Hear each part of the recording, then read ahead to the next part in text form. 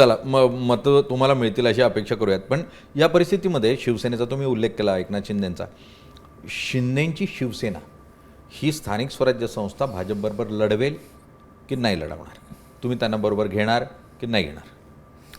एक गोष्ट लक्षात काय घेतली पाहिजे, आदरणीय पंतप्रधान नरेंद्र मोदीजींच्या नेतृत्वामध्ये आणि महाराष्ट्रात आमचे सर्वांचे नेते आदरणीय देवेंद्रजी यांच्या नेतृत्वामध्ये महायुतीचं सरकार हे महाराष्ट्रामध्ये अतिशय चांगलं जनतेच्या हिताच्या दृष्टिकोनातून काम करत आहे.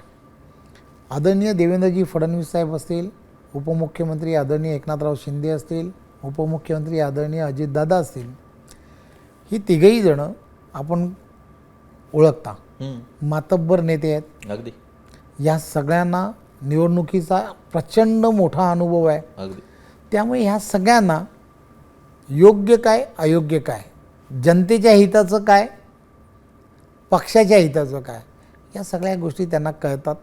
त्यामुळे मला असं वाटतं की आम्ही आमची तयारी करतो आहे की येणाऱ्या काळामध्ये कोणत्याही परिस्थितीमध्ये प्रत्येक ठिकाणचा महापौर जो आहे तो महायुतीचाच झाला पाहिजे, प्रत्येक ठिकाणचा नगराध्यक्ष हा महायुतीचाच झाला पाहिजे आणि प्रत्येक ठिकाणचा जो कोणी जिल्हा परिषदचा अध्यक्ष किंवा पंचायत समितीचा अध्यक्ष असेल तो सुद्धा महायुतीचा व्हायला पाहिजे.